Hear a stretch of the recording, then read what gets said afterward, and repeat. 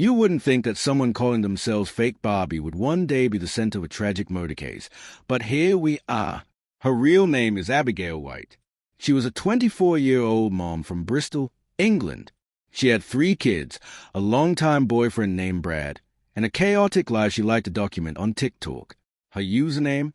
Fake Barbie. Bright blonde hair, exaggerated makeup, revealing outfits. It wasn't just a name, it was a whole brand. And around 2021, she decided to try something new. She made an account on OnlyFans, hoping to bring in money by posting adult content. She started off strong. In her first year, she made around $50,000 to $65,000. Not bad for a stay-at-home mom posting photos and videos from her own bedroom. But as the months went by, the platform got more crowded, more models, more competition. And soon, her income started to drop. That drop in money hit her hard. It wasn't just about the cash. It was about the feeling of control, confidence, and validation. Losing that made her angry, bitter, even more unstable than before. Abigail's boyfriend Brad was 22. They had been together for 7 years and shared 3 children. From the outside, maybe they looked like a young couple just trying to make it work. But behind closed doors, it was a mess. Their relationship was full of arguments, breakups, cheating, screaming, patching things up only to fall apart again. Abigail often accused Brad of cheating, while she herself wasn't exactly faithful either. They both played dirty, and no one in that house was safe from the storm they constantly created. Surprisingly, Brad supported her OnlyFans career. He even helped film her content. But at the same time, Abigail complained that he was controlling, especially when it came to the money she owned. And then there was Abigail's rage. She had serious anger issues, and she didn't try to hide them. She made TikToks throwing shade at Brad. She posted knife emojis with her videos.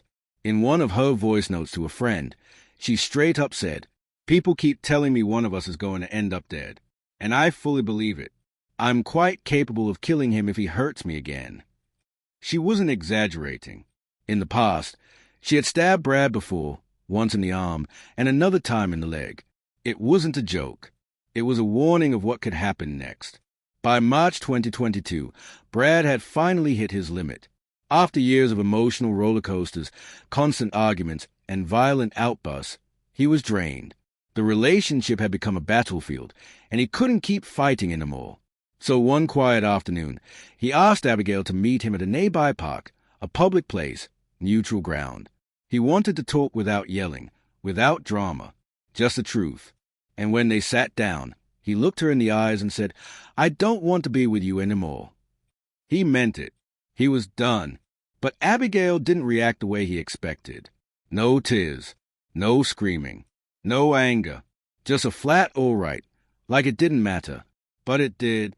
The stillness in her voice felt strange, unnatural. Brad might have hoped that this time they'd finally go their separate ways in peace. But he had no idea that night would change everything. Even though they had broken up just hours earlier, plans were already in place for that night. Abigail and Brad were supposed to meet up with some mutual friend at a local bar. It might sound strange, but they still lived under the same roof, still shared responsibilities as parents, and maybe, just maybe, they were trying to keep things civil, at least for appearances. But things started off weird right away. Abigail got to the bar first, and she brought their 3 young kids with her. To a bar. Loud music, crowds of drunk people, sticky floors, and flashing lights. And she walked in with toddlers on her hip like it was nothing. She didn't wait around, either. She started drinking immediately, down a whole bottle of wine, took a few shots, and according to witnesses, even slipped into the restroom to do some cocaine. By the time Brad showed up, 2 hours late, she was already boiling. The second she saw him, she lost it.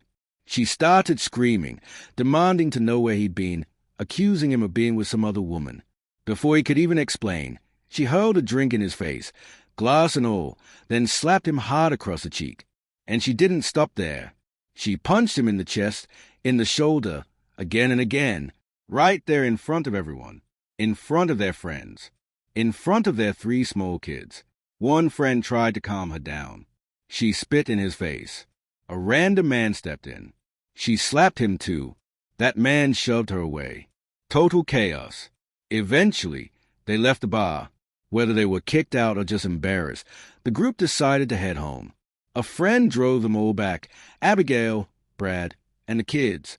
On the ride home, Brad looked at his friend and said something that still haunts people to this day. "I'm dead when I get home." He wasn't joking. Back at the house, things got even worse. After they put the kids to bed, Abigail started yelling again.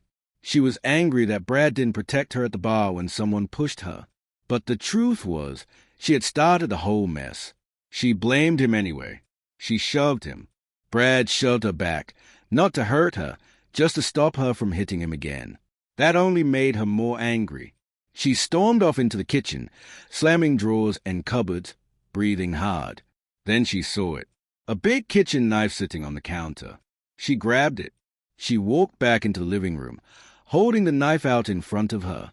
She waved it like she was warning him. Brad didn't move. Maybe he thought she was just trying to scare him again. But this time, she didn't scream. She didn't say a word. She walked up to him and stabbed him in the chest. And just like that, everything stopped. Blood, panic, regret. And then she looked up and saw something even worse. Her 3-year-old son was standing at the top of the stairs. He had seen the whole thing. A neighbor heard loud screaming coming from the house and got scared. It sounded bad, like someone was really hurt. So they picked up the phone and called 999 right away. Within minutes, sirens filled the street. Paramedics and police rushed to the scene. When they got inside, they found Brad lying on the floor, bleeding badly. He was still alive, but barely. They worked quickly, trying to stop the bleeding and get him into the ambulance. But the knife had gone in too deep. It had hit his heart. By the time he got to the hospital, it was too late. Brad died not long after arriving. Back at the house, Abigail tried to cover it up. She lied to the police. She told them Brad had stabbed himself. Then she changed her story, again and again. One minute she said it was an accident. The next she claimed he grabbed the knife. She was panicking, hoping one of her lies would work. But none of them did, because her own child, just 3 years old, told the truth. The little boy looked up at the officers and said, "Mommy stabbed Daddy." That was it. There was no going back. Abigail White, who called herself Fake Barbie on social media, was arrested right then and there for murder. In court, Abigail sat there trying to act like she was the one who had been hurt. She told the jury that it was all a big mistake. She said she never meant to kill Brad, that she only picked up the knife to scare him, not to actually stab him. She cried. She blamed Brad. She said he made her feel small, that she lost control for just a second. But the truth was clear, and the evidence said otherwise. The jury heard everything. They saw the bruises Brad had from before. They listened to voice messages where Abigail admitted to hurting him. There were texts, photos, friends who had seen her hit him. And of course, there was the most heartbreaking part, what her little boy told the police. Mommy stabbed Daddy. No one believed her lies anymore. The jury didn't see a scared woman.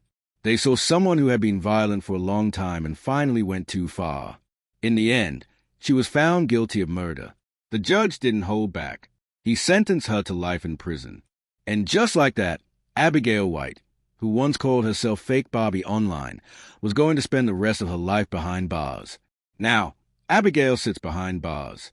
Her TikTok is gone, and her OnlyFans has been deleted. Her 3 kids are growing up without their dad and without their mom. No more videos, no more online drama, just silence. People may remember her as Fake Barbie, but this story is not fun or cool. It's sad, violent, and very painful. Brad was only 22, a young dad trying to leave a bad relationship and protect his kids. But in the end, he lost his life. This story isn't about internet fame or gossip. It's a serious warning. Toxic love is not romantic. It's not exciting or brave. It's dangerous. It destroys people. And in this case, it took a life. Thanks for watching this story.